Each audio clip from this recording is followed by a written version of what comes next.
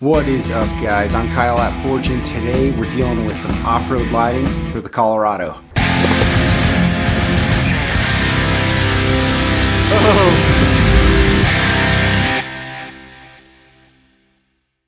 So this isn't something I'm just doing all at once. Over the past few months, we've been collecting a bunch of parts, different lights, different light bars. We've got some side lights, a controller, all this stuff. But we're gonna make a two-part video because I don't want to make one that was like super long for you guys. You're just gonna be fast forwarding through.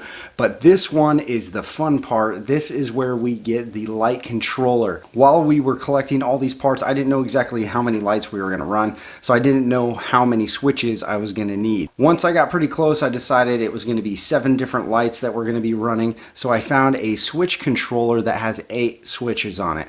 So this is a pretty popular one. You see these around on Amazon and eBay a ton. This particular kit was ordered through Ransodo on Amazon. Oxbeam, DJI 4x4, and a ton of other people sell this one. Some of the components are slightly different, but for the most part, these kits are all basically the same thing. If you look at the one that we got, we ended up getting one that has a blue backlight. Now, not a huge deal, but usually these come with green.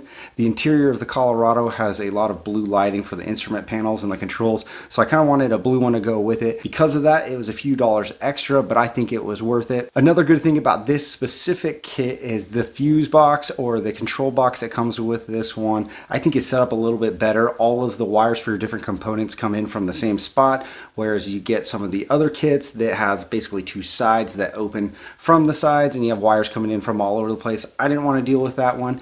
And this is actually the same kit I got for the Suburban. I never made a video on it. I never covered the install, but if you check out the walk around video, you'll see that I had that mounted up right there on the center console, and I really enjoyed this switch kit. The one I put in the Samurai was a 6-gang switch panel, and it was just a totally different setup. That one works really well, but I like this one a lot more.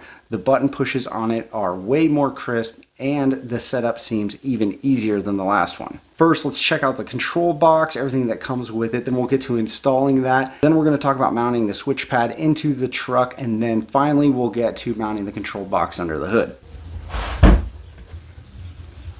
So the switch panel itself is made out of metal, which I really like, and like I said, those button pushes are really crisp. That kind of tactile feedback is really important for me, so I like that when I'm working with any buttons. This kit also comes with a pretty big control box, but it is flat, has all the fuses included. This one comes with a 60 amp breaker, got a really long cord that goes to the switch panel, so it doesn't have to be super close to the engine bay if you don't want. And then a few different mounting accessories. One is a tilt that I think is very cool. I actually used that one in the Suburban. But like I said earlier, we have a custom-made mount that's going to go into our sunglasses holder in the Colorado. So after you get the swing-down sunglass mount out of the Colorado, you have an overhead rectangle-sized gap that you can put your switch panel into. So this is a really cool-looking mount. Have somebody 3D print that custom to your application is just awesome, and I think it looks really good and it's really clean. It kind of looks like this 3D printed plastic might be a little bit scratchy or kind of rough, but it's kind of one of those things that's just an optical illusion. It's actually pretty smooth, and I think it looks really nice.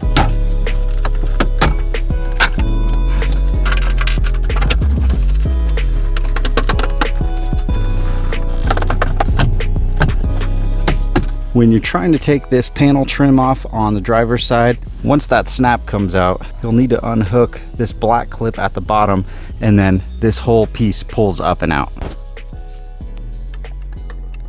All right, we're putting the piece of trim back on. See, we've got the clip on right there. Right there is the wire for the controller. We basically just ran it up through right here. You can see a little bit of daylight right there. We ran it up right through there, connected the controller, and then kind of just pushed the cable in all the way up on this headliner. Really convenient to mount that right here because there's also a ground right here. So we're going to clean up this bolt. It uses this one on one side, and then there's another bolt that is going to utilize this hole right here. So no drilling.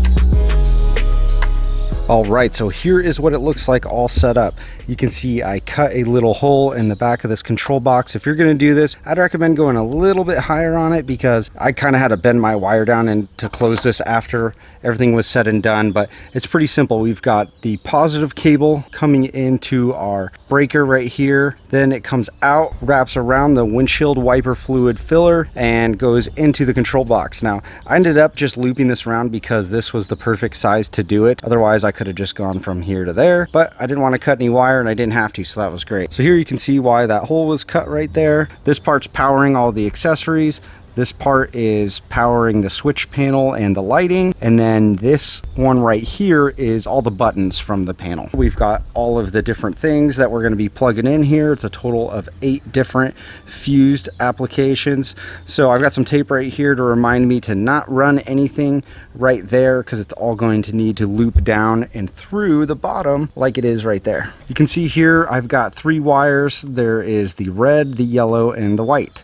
So the way I have this set up is really a unique thing for my application on the Colorado here. What I did is the red usually would go to something that turns on with your accessories, like the cigarette lighter is usually my go-to. But for this truck, for whatever reason, every single fuse I tried to tap into was hot, even with the key in the off position. So it didn't really make sense to run something all the way up through the fuse and firewall to here. So what I ended up doing is going into the battery directly. But with my setup like this, the panel is off. It's no illumination whatsoever. And then when I push a button, it illuminates when something's on. So for me, that's perfect because I don't have to worry about that light being right at eye level and wanting to blind me or annoy me while I'm driving around. And it only turns on when I need it on. So that way it's going to not drain my battery here.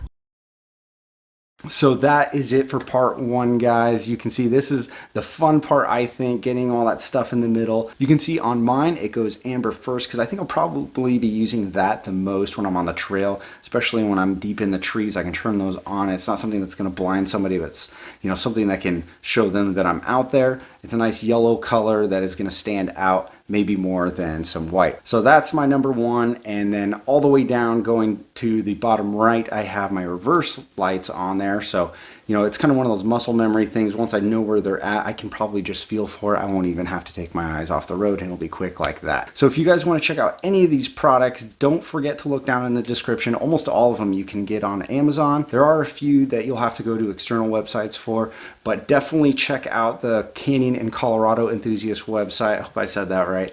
I'll put that link down there too. They've got a lot of really cool stuff that's specific to just the Canyon and the Colorado. Like the parts you saw here, it makes the install a lot easier and it makes everything a lot cleaner. So in the next video, we're going to go over the install of all the individual lights, why I bought them, and you'll get to check out a video of it at night. Hopefully lighten up everything. I can show why I got each light and how it's going to perform for that use. So thanks for watching, guys. If you want to see more, hit that subscribe down there. See you next time.